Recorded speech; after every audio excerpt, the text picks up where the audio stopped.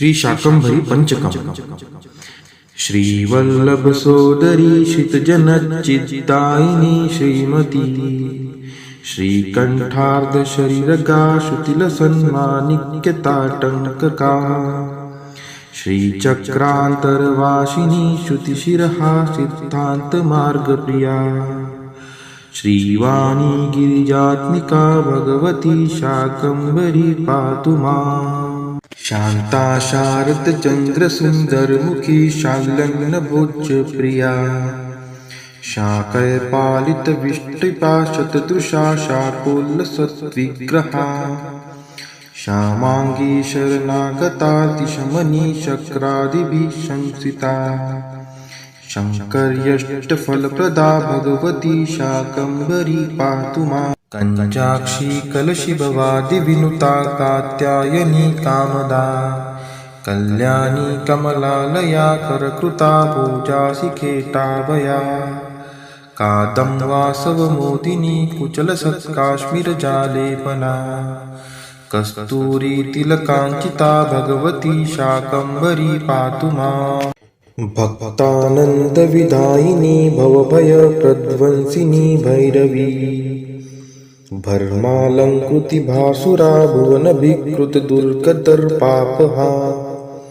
भूभृन्नायक नंदिनी भुवनसुरभास्यत्परकोटिभा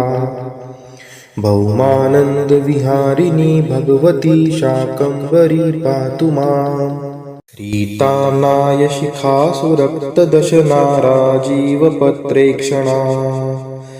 राकाराजकरावदात हसिता राकेतुबिम्बस्थिता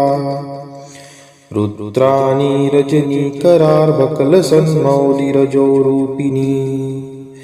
रक्षः शिक्षण दीक्षिता भगवती शाकंभरी पातु माम्। श्लोकानामिह पंचकं पठति यः स्तोत्रात्मकं शर्मदम् सर्वापत्तिविनाशकं प्रतिदिनं भक्त्यातिसन्ध्यं नर आयुपूर्णं पारमर्थं मलां कीर्तिप्रजामक्षया शाकंभर्यनकुम्पया सलभते विद्यां च विश्वार्थका। इति श्रीमच्छंकराचार्य विरचितं शाकंभरी पंचकं सम्पूर्णम्। श्री शाकंभरी कवचम्। शक्र उवाच शाकंभर्यास्तु कवचं सर्वरक्षाकरं गुणाम् यन्न कस्यचिदाख्यातं तन्मे कथय षण्मुख। स्कंद उवाच शक्र शाकंभरी देव्या कवचं सिद्धिदायकं कथयामि महाभाग शृणु सर्वशुभावहम्। अस्य श्री शाकंभरी कवचस्य स्कंद ऋषिः शाकंभरी देवता अनुष्टुप् छन्दः चतुर्विध पुरुषार्थ सिद्ध्यर्थे जपे विनियोगः। ध्यानं शूलं खड्गं च डमरुं दधानामो भयप्रदं सिंहासनस्थां ध्यायामि देवी शाकंभरीमहम्। अथ कवचं शाकंभरी शिरः पातु नेत्रे मे रक्तदन्तिका कर्णोरमे नन्दजः पातु नासिकां पातु पार्वती ओष्ठौ पातु महाकाली महालक्ष्मीश्च मे मुखम् महासरस्वती जिह्वा चामुण्डावतु मे हृदाम् कालकण्ठसती कण्ठं भद्रकाली करद्वयम् हृदयं पातु कौमारी कुक्षिं मे पातु वैष्णवी नाभिं मे वतु वाराही ब्राह्मी पार्श्वे ममावतु पृष्ठं मे नारसिंही च योगिशा पातु मे कटिम्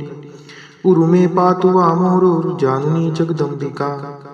जंघे मे चंडिकां पातु पादौ मे पातु शाम्भवी शिरः प्रभृति पादान्तं पातु मां सर्वमङ्गला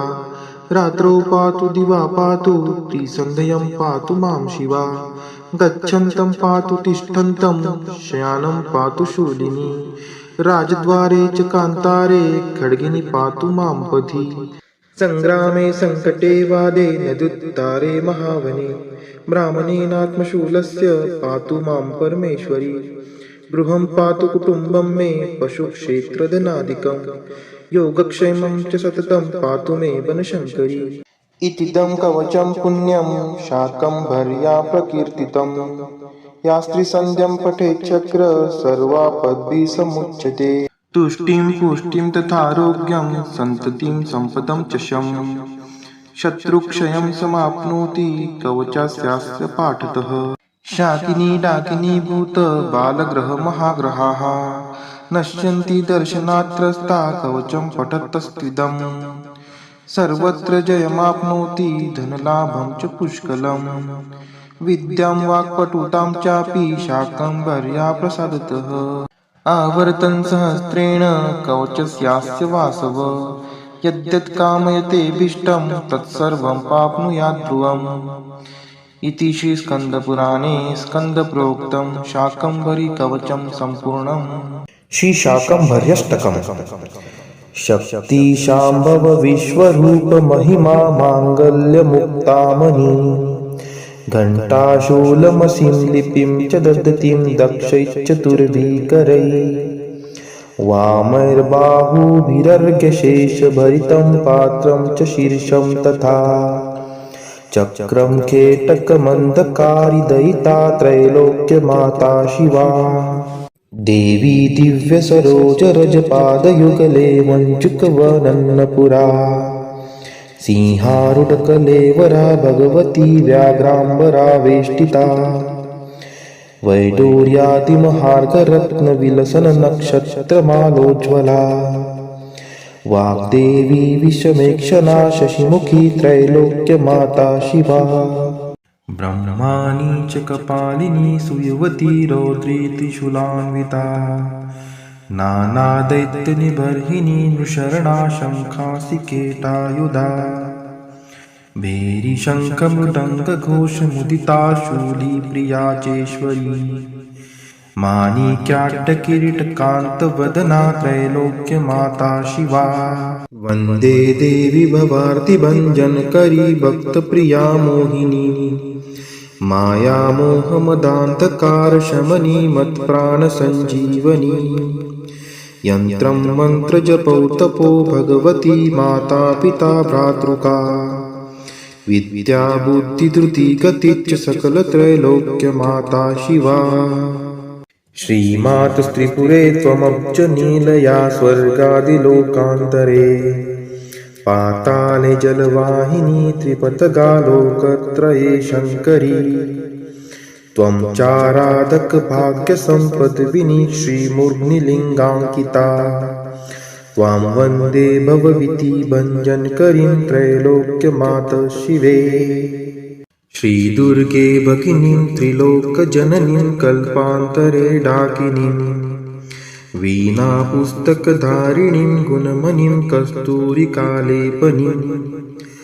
नानारत्नविभूषणां त्रिनयनां दिव्याम्बरावेष्टितां वन्दे त्वां भवभीति भञ्जनकरीं त्रैलोक्यमातः शिवे नैऋत्यां दिशि पत्रतीर्थममलं मूर्तित्रये वासिनीं सामुख्या च हरिद्रतीर्थमनघं व्याप्यां च तैलोदकम् गङ्गादित्रयसङ्गमे सकुतुकं पीतोदके पावने